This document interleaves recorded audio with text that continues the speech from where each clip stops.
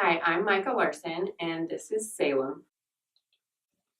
And we know that there are few things scarier than turning a corner in the woods and running into a baby grizzly bear and its mother. Because this week, that's what happened to us. Salem and I trail run together out on some remote mountain roads out here in the woods in Montana. And when we came around a switchback, we saw a grizzly bear cub eating some grass. My amygdala, or the part of my brain that processes emotions, was highly activated. Salem was very interested in the bear cub, but we turned and ran away as fast as we could. But not before I saw Mama Grizzly coming out of the trees. If you're an outdoorsy person or you live in the Western Mountains like I do, you know that adult grizzly bears can weigh up to 1,700 pounds and can run up to 40 miles per hour. You may also know that grizzly bear attacks on humans are relatively rare, but this week only the first couple of facts were running through my head. In fact, what was happening inside my head was that my brain was registering a physical threat in my environment, leading to a fear response. I'm glad I was carrying bear spray, and I'm glad I didn't have to use it. I had a surge of adrenaline because my body was telling me that I needed to flee from a major threat. As a persuasion scientist, I can tell you that this is the same reaction we have when we are confronted with a message that really scares us, whether it's from an online article, a Facebook post, or a conversation.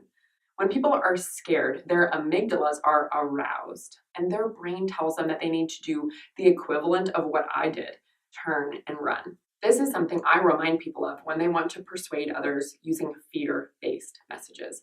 Fear-based messages are messages that use scary information to motivate other people to act. But research suggests that fear-based messages are tricky because if you simply scare people, they tend to shut down to protect themselves.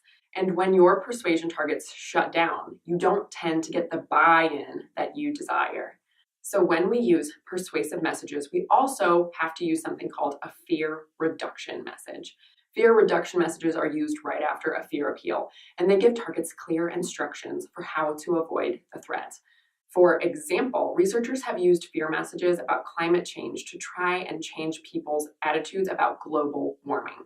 When participants were just given scary information about the disastrous effects of global warming, they were not only not persuaded, they actually believed less in climate change. They resisted the persuasion and, figuratively, turned and ran from it. But when the researchers gave people scary information about climate change and gave them information about how they could stop global warming, they successfully persuaded the participants. So if you would like to persuade someone to do or believe something, and your first thought is to give him or her scary or threatening information, you're probably barking up the wrong tree. Picture it like you're sending a grizzly bear charging right towards him or her. Their instinct is to turn and avoid the threat. If you give your target clear instructions for how to avoid a bear attack, though, they will be much more likely to stop and listen.